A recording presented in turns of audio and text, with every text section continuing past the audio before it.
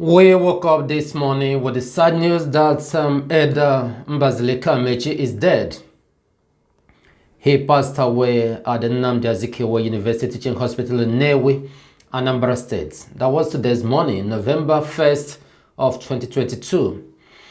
Well, we are we feel bad about it. Of course, we are sad. Although we know that this is a call that every living thing must answer when it comes to human as well. Of course, Bible says that every living person knows that he one day kicked the bucket. But the fact is that irrespective of the age, irrespective of how long, if the person is a responsible person, there is not what point, at what age, that it will not affect his loved ones, his people, especially those who look towards the person to emulate his character. Just like Mbazilika Mechi, he has been there for Igbo Nation. He has been there for Biafra. He has been there for Mazen Nandekano and each and every one of us. And Mechi also referred to as the boy is good. That is what people used to call him, his age mates. And he was born on June 16, 1929. He is a distinguished elder who served as Nigeria's first Minister of Aviation during the First Republic of the Zoo. He passed away at the age of 93. We say goodbye, Eda Mbazilika Mechi. We will never forget your efforts on behalf of our people and for especially Mazen Nandekano, who is currently being held in the DSS dungeon in the Zoological Republic. You begged, you asked the zoo to release Mazen Nandekano immediately and without condition. These are your requests. You repeatedly pleaded with the Nigerian government to free Mazen Nandekano, whom you consider to be your son, from the custody and deliver him up to you. Eda Mbazilika Mechi made a request of government, pleading with them to grant it to him before he passed away. Of course, you know what this means, but Nigerian government rejected his request. These are the people that are ruling the zoo, the mask wearer who claim to be somebody. Must be rest assured that there will come a moment when we must keep this in mind. I mean this request, that all Biafrans must come to acknowledge it. Our sympathy goes to your family, your wife, your children, and your loved ones, those whom have been working with you, those who count on you. Wonderful people, men and women of good conscience and lovers of freedom all over the globe. We welcome you back once again to our News Digest this day. Today is Tuesday, the 1st day of November 2022, and we must say good morning, good afternoon, good evening, depending on your time zone. Of course, this is coming from the desk of Nikobi, where we bring you reliable news across Biafra land and beyond. And we want to invite you to hit the subscribe button as well as to give us likes. Should you appreciate what we are doing here, you can feel free to go ahead to share our videos to those who might need it. Today, we have some interesting and striking important information that we will bring to you. Our hands are full with all this information, but first we want to start by bringing you the updates of the routine visits to our great leader yesterday that the legal team made to him. We weren't able to bring it to you, but it is necessary that we bring it to you as some people are requesting full details of it. We are going to bring it, then we later touchlight some other events as the state of the nation that is taking place in the Zoological Republic. A loss has been going on in the zoo as well as in Biafra land of late.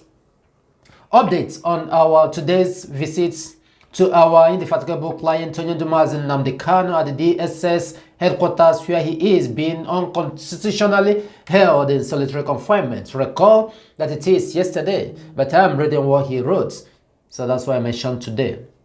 I visited Onyendu today at the headquarters of the State Security Service, DSS Abuja, to specifically brief him on the outcome of the Court of Appeal ruling of Friday last week, staying the execution of Onyendu's appeal court judgments. Apart from critical legal strategies, which will remain private, Onyendu did not hesitate in giving our legal team a note immediately proceed with an appeal at the Supreme Court against the ruling of the Court of Appeal staying the execution of its judgments, which expectedly is to be heard under the Supreme Court's fast-track rules.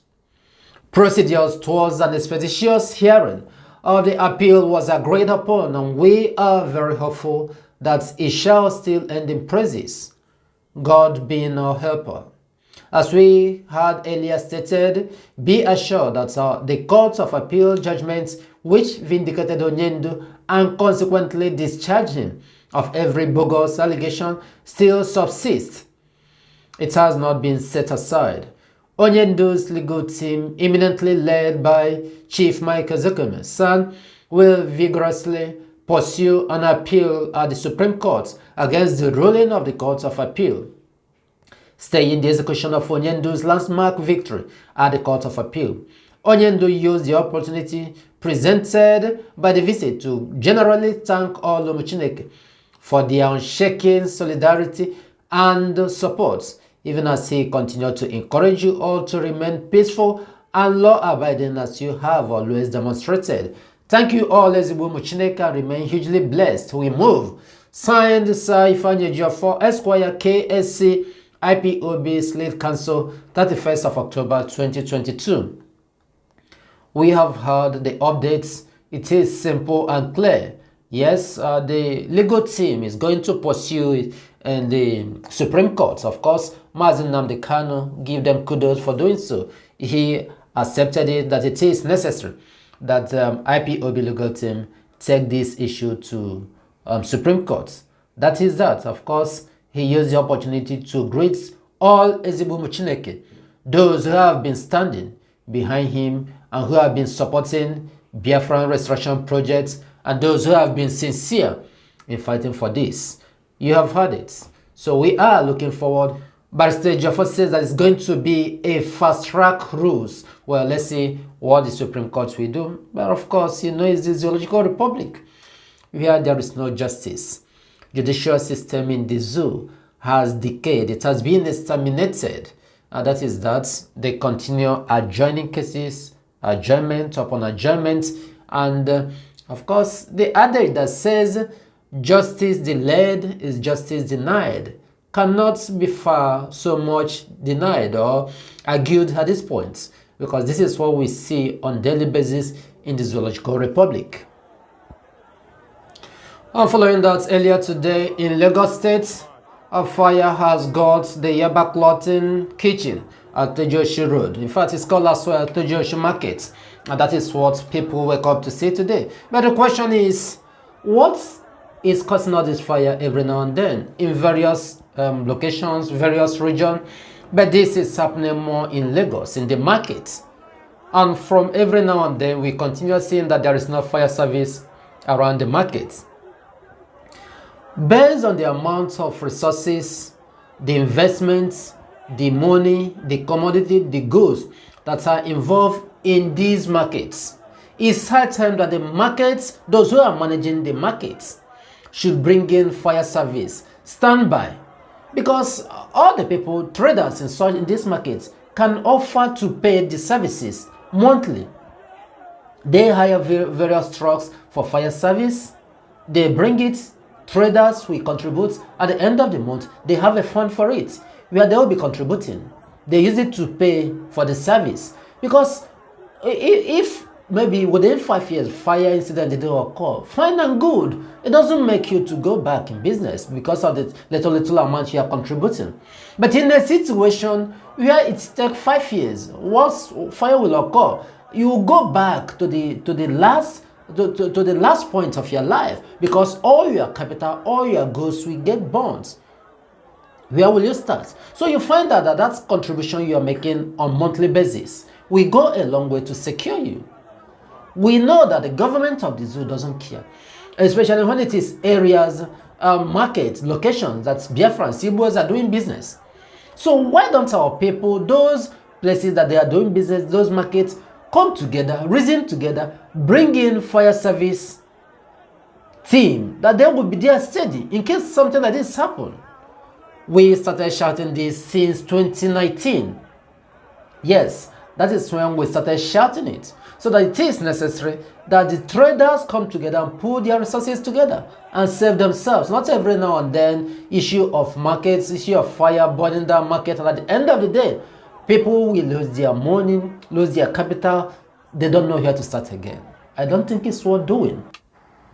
And also results of corruption that's always shaking the Zoological Republic.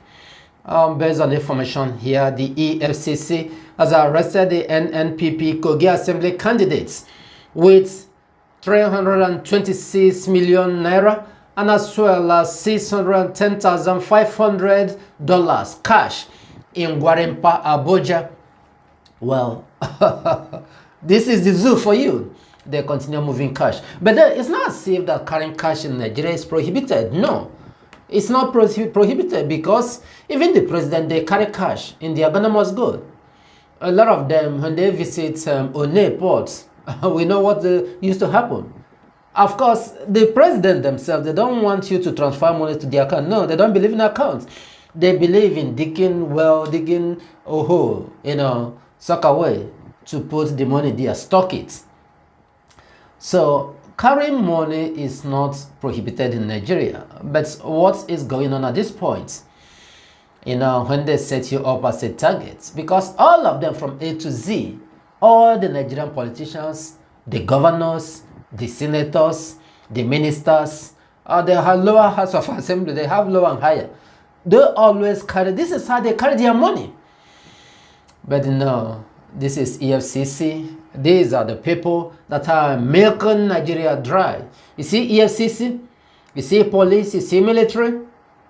They are the cause of problems, insecurity that's going on in Nigeria, scamming, corruption. This is where all of it lies. These parastatals, these government bodies, they are part of the problem. Should I say they contribute about 60% of Nigerian problem? That is that. So they held this man today. Maybe at the end of that will be his end of political aspiration and other things. His hope, which we go down from there. And following that is the new development that we are seeing that is unfolding in the eastern region. This is being perpetrated by the Zoological Republic federal government as regards to the rail lines in the east. When I mean east, I'm referring more to these 5 eastern states. In Okwa, Abia State, in other parts of east, for example, Enugu, down to Ebonyi State. Some of these places, the rail lines are being removed by Chinese and the Nigerian Fulani military. What is actually going on? Why would the federal government be removing the rail in the eastern region? If actually maybe they say they want to reconstruct it, they want to change it, I think that the best thing is to, when they remove, they replace. When they remove, they replace. Not to start removal of the rail line in the entire east. So we are using this opportunity to call to our people, wherever you are, you may be. Tell us what is going on in your own community, all the way from Abia State, maybe some part of Iguacha River State, down to Ebonyi State, Enugu State. If rail line is being removed from your community, from your region, do your video, send to us. Just like we encourage a lot of people to cover the video and post on the social media so that everyone will see what is going on. Because at this point here we know that the Zoological Republic is having something. They are cooking. They are really planning something. All the debts they collected from China, is it Biafrans that send them to go and collect the loan?